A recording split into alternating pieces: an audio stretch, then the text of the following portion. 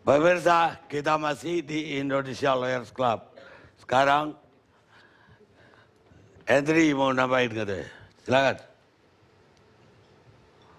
Terima kasih, Bang Arni. Jadi pendek ya. Saya ingin meluruskan ya. Jadi kalau ada pendapat bahwa moralitas publik di atas sebagai panglima, bukan lagi hukum sebagai panglima, saya nggak ngerti jalan berpikir atau kerangka berpikir hukum dari teman-teman yang berpendapat seperti itu, saya sudah nggak paham. Lantas, nanti dulu, moralitas publik yang mana? Apakah penetapan KPK sebagai tersangka terhadap seseorang, bahwa itu sudah dikatakan orang yang bersangkutan sudah tidak bermoral? Satu, yang pertama.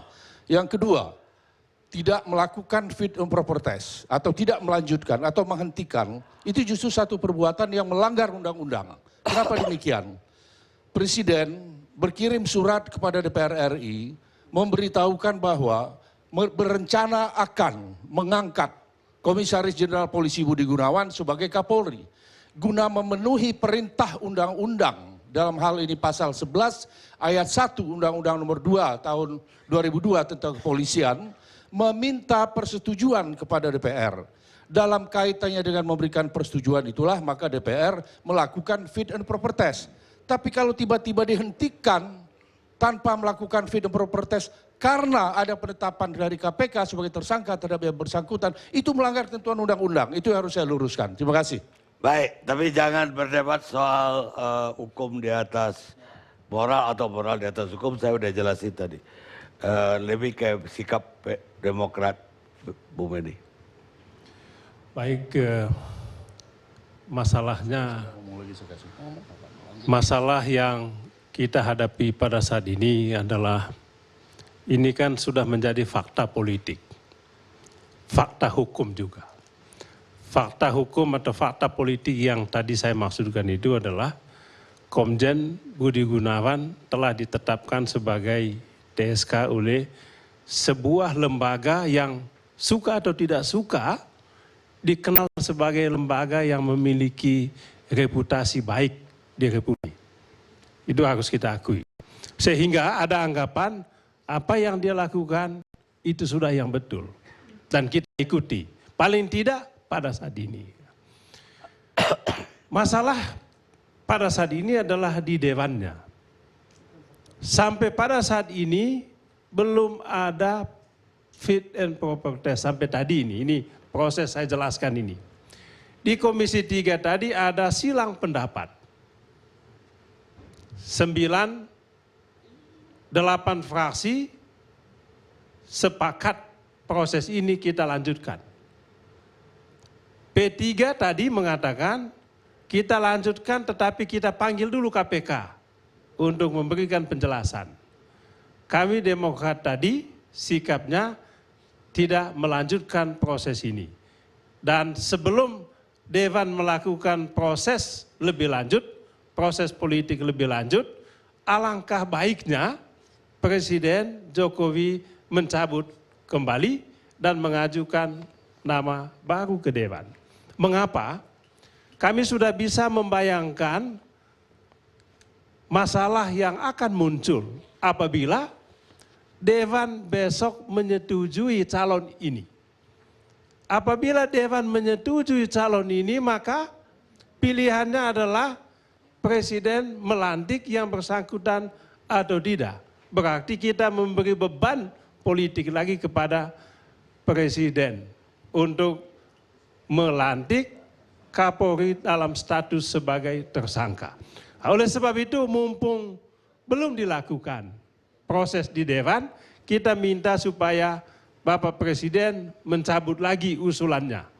Kemungkinan yang kedua adalah dengan fakta politik ini, Dewan melakukan penolakan. Saya punya harapan sikap kedua ini yang akan terjadi. Tapi apakah mungkin 50-50? 50-50. Kalau melihat tadi mungkin mayoritas dari 10 fraksi, mayoritas akan memutuskan proses dilanjutkan dan itu berarti menyetujui pengangkatan Komjen Budi Gunawan jadi Kapolri. Dan Baik. Presiden tidak ada pilihan lain, harus melantik. Baik Bu Bedi, saya nggak berpretensi Ini PDIP fakta bisa politik sependapat. atau peristiwa hukum dijadikan mereka sebagai landasan berpijak, tapi saya dianggap nggak- sebagai fakta hukum. Itu di situ kelirunya. Iya, tapi saya nggak berpretensi bisa menyatukan pendapat PDIP dengan Demokrat. Kan soal itu. Ini udah 11 Katanya tahun. tadi sebutkan fakta hukum. Ini bukan fakta hukum, ini peristiwa hukum. Kemudian dikatakan fakta politik. Fakta politik tidak sama dengan fakta hukum. Peristiwa hukum saja tidak sama dengan fakta hukum. Ini kalau kita bicara yuridis, itu. Baik, baik. Saya kira ini perlu seminar 1 hari untuk itu. Sekarang Kris Biantoro dari Kontras. Gimana Anda menanggapi isu yang tiba-tiba ramai ini? Kontras melihatnya bagaimana? Terima kasih Bang Karni. Pertama-tama kalau kami melihat yang harus kita kedepankan adalah kita harus menjaga kewibawaan bangsa. Jadi bukan semata-mata kita mau menyelamatkan Pak Budi Gunawan atau menjaga kewibawaan Presiden atau mungkin menjaga kewibawaan Komisi 3, tapi kewibawaan bangsa. Yaitu dengan apa? Menempatkan hukum, menghormati hukum sebagaimana disampaikan oleh Pak Jokowi dalam beberapa debat Capres maupun nawacita bahwa Pak Jokowi tunduk pada konstitusi. Jadi itu yang harus dikedepankan. Jadi saya dengan bahasa lain ingin mengatakan bahwa ini belum terlambat. Apa yang disampaikan oleh KPK, suka atau tidak suka, terlepas dari timingnya yang kebetulan the last minute katakanlah seperti itu harus kita hormati. Di beberapa negara yang level demokrasinya sedikit atau mungkin lebih mapan dari Indonesia, memilih pejabat publik itu ada sebuah mekanisme yang sering disebut dengan vetting atau prinsip vetting, yaitu pejabat publik itu harus dilihat rekam jejaknya. Meskipun di Indonesia itu prerogatif presiden, tapi presiden juga harus mendengar, memperhatikan, karena pejabat publik ini tidak hanya mengabdi pada presiden, tapi dia bertanggung jawab kepada publik, kepada rakyat. Jadi saya apresiatif apa yang disampaikan oleh KPK, dan akan lebih apresiatif lagi kalau kemudian KPK juga berani memberikan informasi terkait 4 calon tersisa, apakah mereka bersih atau tidak. Sehingga kalau KPK juga berani tidak hanya menyampaikan Pak Budi Gunawan, tapi juga 4 calon tersisa paling tidak bisa menangkis tuduhan-tuduhan politisasi dan lain sebagainya.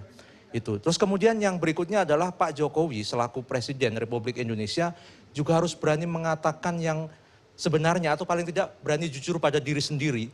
Benar nggak Pak Budi Gunawan itu pilihan beliau?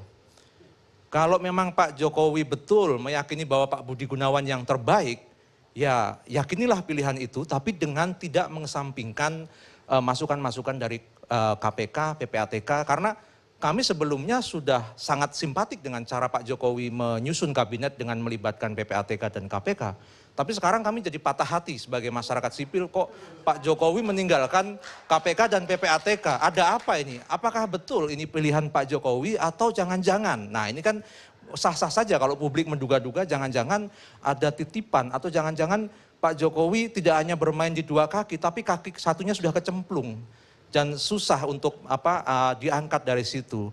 Jadi kami berharap ini belum terlambat. Jadi Pak Jokowi demi menyelamatkan kewibawaan bangsa ini, kewibawaan lembaga kepresidenan dan juga menyelamatkan institusi Polri, reformasi Polri. Saya tidak mengatakan bahwa Pak Budi Gunawan sudah otomatis bersalah atau sudah pasti bersalah, tidak. Tapi saya meyakini bahwa sampai hari ini KPK lah yang harus kita hormati dalam konteks penegakan korupsi. Jadi mari kita dukung KPK, kemudian menyelamatkan institusi Polri, karena Polri ini reformasinya bisa dilanjutkan, salah satu indikatornya adalah harus ada sosok pemimpin atau leadership yang kuat. Nah selama ini reformasi Polri masih banyak kekurangan, tapi paling tidak arahnya sudah maju ke depan. Nah kita tidak ingin reformasi Polri itu mundur ke belakang. Apa menurut Anda seluruh pejabat harus fit and proper lewat KPK dulu atau lewat rekomendasi KPK? Kalau begitu KPK jadi superpower, jadi supreme dari Republik. Itu kan hanya pilihan atau alternatif, Bang. Dan itu juga tidak legally binding, tapi lebih pada tadi disampaikan Bang Benny ini morally binding ya. Enggak, tadi ada moral. Kababadika waktu Anda udah appreciate ketika Iya. Menteri minta pendapat KPK. Lebih baik seperti itu, Bang, karena Lah ini kan kalau Kapolri dia harus minta pendapat DPR. Kenapa harus ke KPK lagi? Banyak banget yang harus dia datangin untuk seorang Kapolri. karena sifatnya ini kan memilih seseorang yang akan memimpin institusi Loh, negara. DPR pejabat publik. sebagai penjelmaan Iya, wakil jadi- rakyat gak cukup. Bahkan kalau kami menganjurkan tidak hanya KPK dan PPATK, Bang, tapi Komnas HAM, Kejaksaan Agung, sehingga calon atau sosok yang dihasilkan itu benar-benar sosok yang tidak hanya memiliki sederet gelar, tapi juga bersih. Tapi saya kira rekam itu jejaknya. perlu dipikirkan lebih lanjut. Kalau kejaksaan juga ikut menilai Itu calon. hanya rekomendasi sifatnya. Tapi Yes. yang jelas gini Bang, kami menyampaikan mumpung belum terlanjur, Komisi 3 sebaiknya menunda. Dan ini momentum yang baik sebenarnya untuk penegak hukum untuk melakukan penegakan hukum dan melanjutkan perang melawan korupsi dan lain sebagainya. Dan kalau memang nanti terbukti Pak Budi Gunawan tidak bersalah, ya harus dipulihkan hak-hak hukum, hak-hak politiknya dan Ya lain itu sebagainya. kan terbatas lewat pengadilan baru Iya. terbukti atau tidak. Dan memang itu kewajiban negara memulihkan. Erwin Natosmal dari Indonesian Legal Roundtable.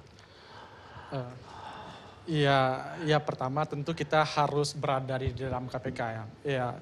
Mau tidak mau, ya tadi kita kembali pada status hukum BG. Bagaimanapun ada perubahan status hukum yang cukup signifikan pada hari ini. Dan pada titik inilah kemudian DPR harus responsif untuk melihat ada perubahan peristiwa hukum pada hari ini. Itu satu hal. Yang kedua tentu melihat peristiwa ini kan bukan hal yang ujuk-ujuk ada. Ini adalah proses yang lama yang dilakukan KPK. Kita masih ingat pada waktu itu ada rekening ada sejumlah beberapa perwira polisi yang diduga memiliki rekening yang tidak wajar. Dan inilah yang kemudian coba direspon oleh KPK sehingga pada momen pada hari ini. Bahkan pada jauh sebelumnya, kemudian peristiwa itu pada Juli 2014 KPK sudah memberikan aba-aba kepada Presiden Jokowi terhadap beberapa nama yang tentu berpotensi melumpuhkan semangat anti korupsi yang coba dibangun oleh Jokowi dengan jargon revolusi mentalnya. Nah itu, saya pikir ini bukan peristiwa ujuk-ujuk ada dan KPK dalam hal ini dalam persepsi banyak politisi, sebagaimana kita pahami, berada dalam subordinasi politik, saya pikir tidak, ini peristiwa yang sudah lama. Yang ketiga, secara legal, menurut pendapat saya, bolanya sekarang ada di DPR. Secara hukum, Presiden sudah memberikan surat kepada DPR dengan mengabaikan beberapa masukan masyarakat dan KPK sendiri sebelumnya. Dan kemudian sekarang memang bolanya di DPR. Apakah DPR mempunyai semangat anti korupsi atau tidak? Atau jangan-jangan DPR kita ini hampir sama dengan DPR sebelumnya, adalah sebagai lumbung atau lumbungnya koruptor yang cukup kompromi dengan praktek-praktek korupsi dan transaksional. Peristiwa Budi Gunawan ini, hari ini saya pikir ini tantangan bagi DPR sejauh mana netralitas atau standar moral yang digunakan oleh DPR. Apakah DPR kita hari ini netral atau bersih dari praktek koruptif atau tidak? Apa yang Anda maksud kalau DPR itu netral kayak apa putusannya? Kalau Saya dia pikir koruptif, jelas apa? ya, posisi BG sangat jelas bahwa ada perubahan status hukum di sana. Pada titik ini kemudian ya mau tidak mau ya dia gugur secara hukum. Dan kemudian DPR membuat surat kepada DPR mengembalikan bahwa Presiden harus mengembalikan atau memberikan nama baru kepada DPR biar ada proses fit and proper test yang baru. Namun kemudian kan tadi kita masih lihat ada diskurs di sini yang berkembang bahwa ini kan masalah soal kepastian hukum dan lain-lain. Saya pikir sudah clear lah, posisi Budi Gunawan sudah clear, sehingga saya pikir ya DPR jangan memberikan cara pandang yang berbeda lagi lah. Berarti DPR Justru harus DPR berbicara aneh. Orang selama ini nggak ada apa-apa, tiba-tiba mau last minute udah diajukan. Ada apa? Pertanyaan DPR begitu. Bahkan ada yang bilang, ini ide agenda apa? itu kan poin saya kedua tadi, bahwa ini bukan peristiwa yang ujuk-ujuk ada, ini adalah peristiwa lama yang sudah yang Justru sudah, karena udah lama pertanyaannya kenapa selama ini Anda nggak jadi terdakwa, dia bilang. iya, saya pikir itu mungkin cuma KPK yang bisa menjawab. Tapi setidaknya dari beberapa peristiwa hal ini tentu menjadi kita harus objektif juga bahwa ini peristiwa lama. Memang ada beberapa kritik terhadap KPK bahwa kenapa momennya pada saat ini, itu kan poinnya. Tentu KPK harus menjawab itu. Bagaimana cara KPK menjawab hal itu? Pertama, tentu peristiwa rekening gendut ini tidak hanya BG. Advokasi kawan-kawan masyarakat sipil kan ada banyak perwira polisi yang mempunyai rekening gendut yang sama. Dan pada titiklah kemudian BG adalah pintu masuk kita untuk menagih KPK untuk menyeret lagi banyak BG-BG lain di institusi kepolisian. Baik, pemirsa, tidak ada pengetahuan yang kebal terhadap infeksi politik dan korupsi kekuasaan. Kata Jacob Bronowski, penulis Science and Human Values di Inggris. Jangan-jangan di Republik ini tidak ada juga instansi yang atau lembaga yang bebas dari infeksi politik dan korupsi kekuasaan. Kita rehat sejenak.